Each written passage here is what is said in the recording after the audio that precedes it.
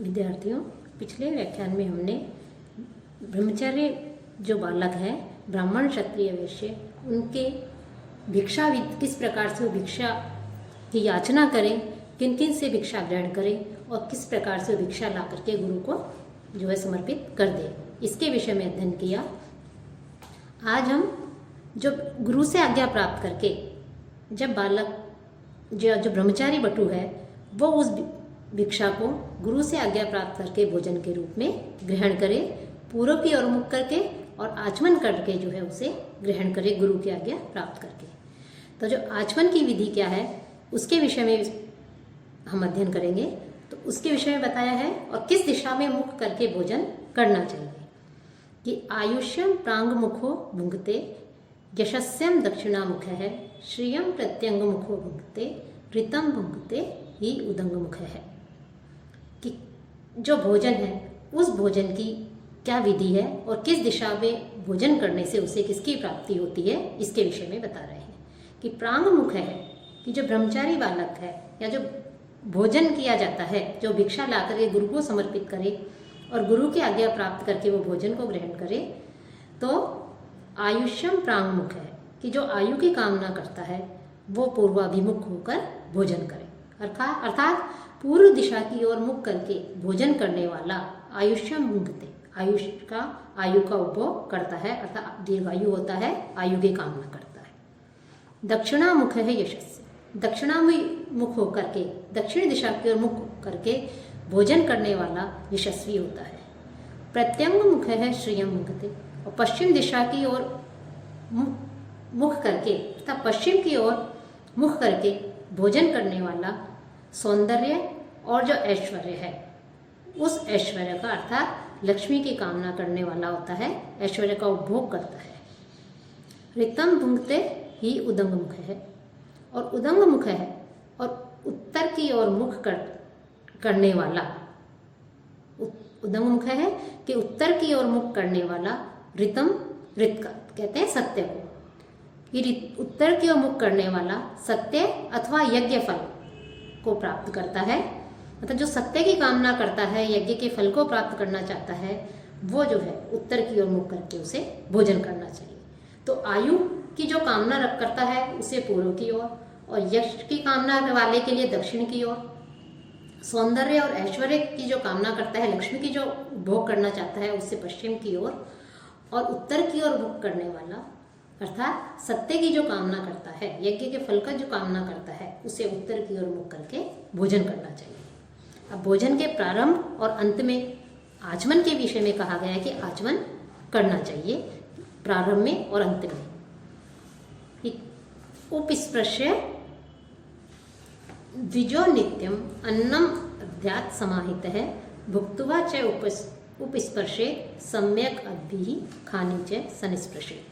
कि ब्राह्मण जो है, द्विज है कि जो ब्राह्मण है वो नित्यम उपस्पृश्य, नित्य ही आचमन करे, समाहित है एकाग्रचित होकर के, अन्नम अध्यात् भोजन को जो है उसको प्राप्त करे, ग्रहण करे, भुक्त्वा च और भोजन करके, सम्यक भली भांति इस प्रकार से, अद्भिः की जो जल है उस जल आदि से, उपस्पृशे उस जल आदि से आचमन करके, खानी च संस्पृशे अपनी जो इंद्रियां हैं उन इंद्रियों का वो जो है स्पर्श करे।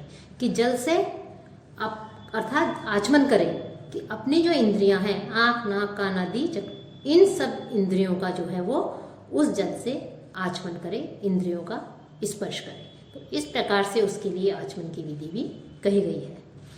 और साथ ही साथ अर्थात द्विज वर्ण में उत्पन्न जो प्राणी है, जब वो भोजन कर ले तो भोजन करने के पश्चात नित्य आचमन करे, एकाग्रचित होकर के अन्न ग्रहण करने के लिए उसे कहा गया है। और जब भोजन कर ले तो भोजन करने के पश्चात जल से पुनः भली भांति आचमन करे और अपनी इंद्रियों का स्पर्श करे, अर्थात अपनी इंद्रियों को भी फिर वो पवित्र करे। पूजयेत् अश्नम नित्यम अध्यात् च एतद् अकुत्सयन् दृष्ट्वा हृष्येत् प्रसीदेत् च प्रतिनंदेत् च सर्वशः। कि अशनम नित्यम पूजयेत, कि जो अशनम भोजन है उसका नित्यम पूजयेत, नित्य ही हमें सम्मान करना चाहिए। एतच्च कुत्सयन सतत अध्यात, और इस अन्न की निंदा नहीं करते हुए जो भोजन है उस भोजन को उसे ग्रहण करना चाहिए, कि अन्न की निंदा नहीं करते हुए उस अन्न को उसको जो है भोजन के रूप में हमें ग्रहण करना चाहिए। दृष्टवा, और भोजन को देख करके, दृष्टवा देख करके हमेशा ऋषेत प्रसन्न रहे, ऋषेत संतुष्ट और प्रसन्न हो, कि जो भोजन है उस भोजन को देख करके वो जो है संतुष्ट हो और प्रसन्न हो। सर्वेशः च प्रतिनंदे, और सर्वतो भावे, कि सब प्रकार से जो अन्न है उस अन्न की जो है स्तुति करे, अर्थात अभिनंदन करे, स्वागत करे। अर्थात भोजन जो है अन्न के प्रति सम्मान यहाँ पर सूचित होता है कि महर्षि मनु ने कि अन्न का हमें कभी भी अपमान नहीं करना चाहिए। जो कुछ भी अन्न हमें मिलता है, भोजन के रूप में मिलता है, हमें सदैव प्रसन्न होकर के उसको ग्रहण करना चाहिए, उसकी निंदा नहीं करनी चाहिए, अपितु उसका सम्मान करना चाहिए। कि हम आज भी देखते हैं कि घर में जो बड़े बुजुर्ग होते हैं या हम भी जो है, जो बच्चे हैं जिन्हें समझ नहीं है, उनको हमेशा कहते हैं कि कभी भी भोजन झूठा नहीं छोड़ना चाहिए, जो कुछ मिल रहा है उसको जो है प्रसन्न होकर के भोजन ग्रहण करो। कि भोजन की हमेशा ही सम्मान दिया जाता है हमारी भारतीय संस्कृति में और हमारे शास्त्रों में भी, कि कैसा भी भोजन हो उस भोजन का हमें सदैव सम्मान करना चाहिए, कि ईश्वर ने हमें ये जो कुछ भी हमें प्राप्त कराया है इसका हम सम्मान करते हैं और उसको जो है हम ग्रहण करते हैं। और जब हम प्रसन्न होकर भोजन को ग्रहण करते हैं तो जो अन्न है वो अन्न से हमारा शरीर हृष्ट पुष्ट बनता है, चाहे वो रूखा सूखा भोजन हो। लेकिन यदि हमारे सामने बहुत सा स्वादिष्ट भोजन रख दिया जाए, लेकिन हम किसी भी प्रकार से उसमें कमियां निकाल करके दुखी मन से इस तरह से उस भोजन को ग्रहण करेंगे, तो उस भोजन को तो हम ग्रहण कर रहे हैं लेकिन हमारा शरीर कभी भी हृष्ट पुष्ट नहीं हो सकता। तो अपने शरीर को स्वस्थ बनाए रखने के लिए, अपने शरीर को हृष्ट पुष्ट बनाए रखने के लिए अन्न को जो है, जैसा भी अन्न है उसका हमें सम्मान करना चाहिए। तो हमारी परंपरा में हमारे जो पूर्वज हैं उनके द्वारा भी और शास्त्रों में भी जो है भोजन की प्रशंसा के विषय में कहा गया है कि हमेशा अन्न का जो है सम्मान करना चाहिए। और जब हम प्रसन्न होकर के अन्न का सम्मान करेंगे, अन्न के प्रति सम्मान की भावना रखेंगे, तो उससे हमें अनेक प्रकार के जो है हमें तो स्वास्थ्य लाभ होगा ही, इसके अलावा भी अन्य लाभ जो है हमें प्राप्त होंगे।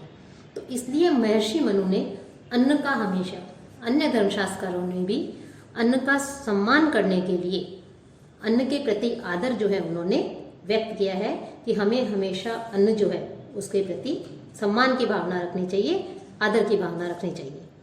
कि हमें ये सोच करके भोजन ग्रहण कर लेना चाहिए कि दुनिया में बहुत से ऐसे लोग हैं जिन्हें ये भी जो है नसीब नहीं है, जिन्हें ये भोजन नहीं प्राप्त हो रहा है, वो भूखे पेट सो रहे हैं।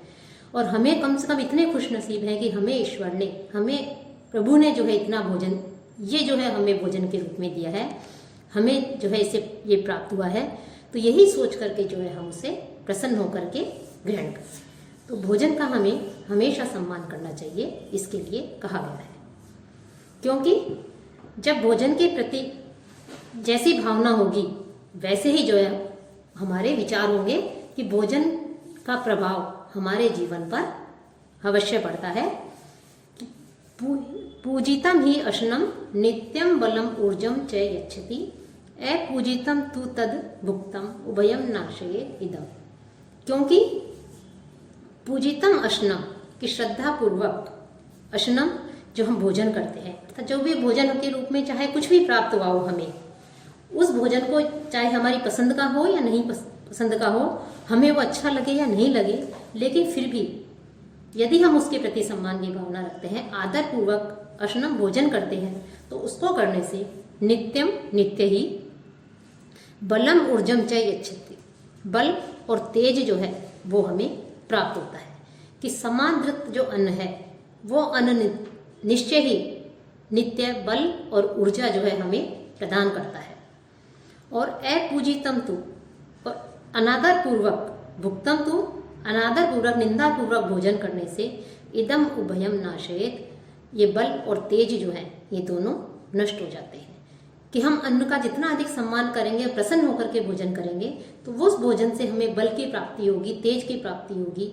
और हम अन्न का अपमान करके, अनादर करके उस अन्न को जबरदस्ती ग्रहण करेंगे, तो वो अन्न जिसका कि हम अपमान कर रहे हैं, हम जो है उसका अनादर कर रहे हैं, तो निंदा कर रहे हैं, तो ऐसे भोजन को करने से हमारा जो बल और तेज है वो दोनों ही जो है नष्ट हो जाते हैं।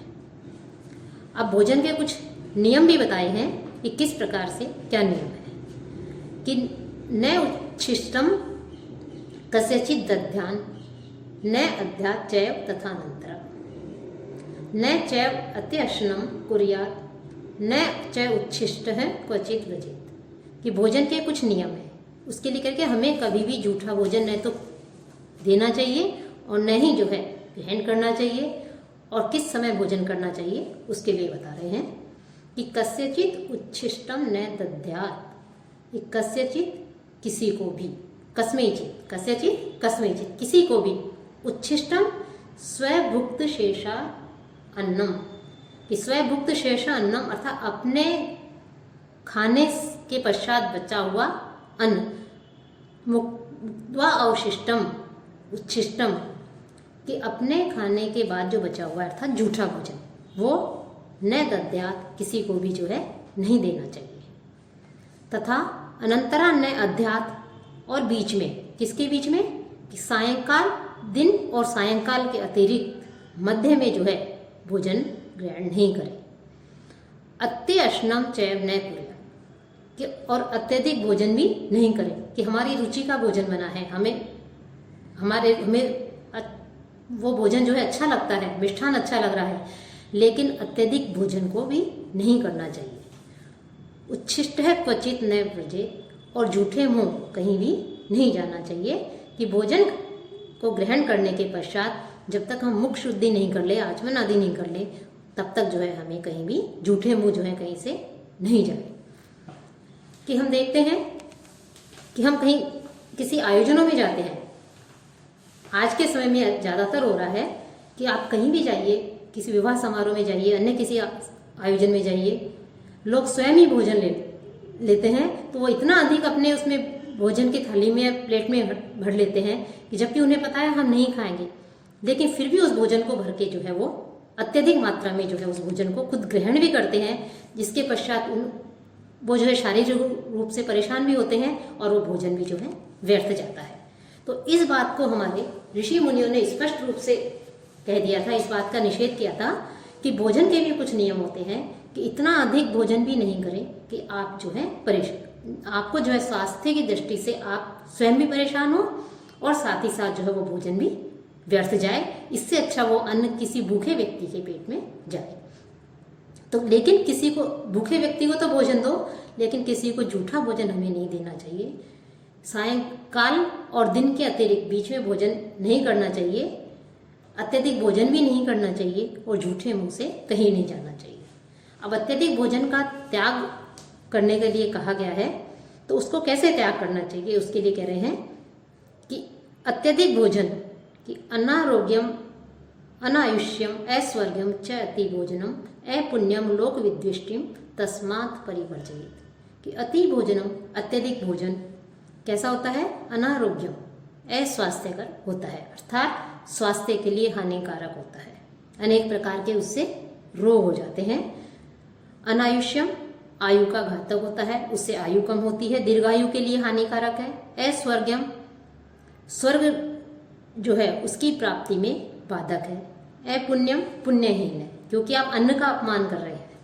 आपको जितनी आवश्यकता है उतना तो आपने ग्रहण कर लिया आपके शरीर को, लेकिन आप उससे भी अधिक मात्रा में भोजन ग्रहण करने से किसी और का उस अन्न पर जो अधिकार है, उस अधिकार को आप जो है छीन रहे हैं। उस अन्न को कोई और भूखा व्यक्ति ग्रहण करता तो उसका पेट भरता, लेकिन आप जो है उसके हिस्से का भी स्वयं ग्रहण कर रहे हैं, तो इससे आप जो है पाप के भागी होते हैं। तो अपुण्यकर है और लोक विद्वेष्टि, और लोक में निंदित है, लोक में जिसकी निंदा होती है। तस्मात् तत्परिवर्जयेत्, इसलिए अति भोजन का दूर से ही जो है हमें परित्याग कर देना चाहिए। कि अत्यधिक भोजन जो है वो स्वास्थ्य और दीर्घायु के लिए हानिकारक है, स्वर्ग प्राप्ति में बाधक है, पुण्यहीन है और लोक निंदित है। इसलिए हमें उसका परित्याग कर देना चाहिए। कि भोजन को भी एक विज्ञान माना है, कि अर्थात हमारे शास्त्रकारों ने भोजन को भी एक विज्ञान मान करके भोजन का हमारे मन, शरीर, आत्मा, स्वास्थ्य, इस पर किस प्रकार का प्रभाव पड़ता है इसके विषय में भी बताया है कि और किस प्रकार से कैसे भोजन करेंगे उसका भी जो है हमारे शरीर के ऊपर या हमारे मन के ऊपर प्रभाव पड़ता है। तो जो अत्यधिक भोजन है, ठूस ठूस करके अत्यधिक भोजन को ग्रहण करना, ये किस प्रकार से हमारे स्वास्थ्य के लिए घातक होता है, इसके लिए जो है उन्होंने इसका निषेध किया है कि अति भोजन, अत्यधिक मात्रा में भोजन करना जो है इसका हमें त्याग कर देना चाहिए। तो ये भोजन के विषय में जो है उन्होंने बताया है। साथ ही साथ इसी में एक शब्द आया था आचमन। तो किस प्रकार से कैसे आचमन करना चाहिए, आचमन के लिए भी तीर्थ बताए हैं। इन तीर्थों से जो है उस बालक को विप्र जो ब्राह्मण है अर्थात ब्राह्मण आदि जो हैं ब्रह्मचारी हैं उनको किस प्रकार से जो है आचमन करना चाहिए कि बाह्य तीर्थ, प्राजापत्य, पितृ तीर्थ, ये सब कौन सा तीर्थ कहाँ, हाथ जो है, हाथ की जो हथेली है इसी में सारे तीर्थ विद्यमान है। तो किन तीर्थ हुआ क्या स्वरूप है उसके विषय में जो है हम अगले व्याख्यान में पढ़ेंगे। और आचमन की भी, आचमन जो करते हैं उसका क्या प्रकार है, क्या विधि है, जल की मात्रा कितनी होती है, इसका भी हम अगले व्याख्यान में चर्चा करेंगे।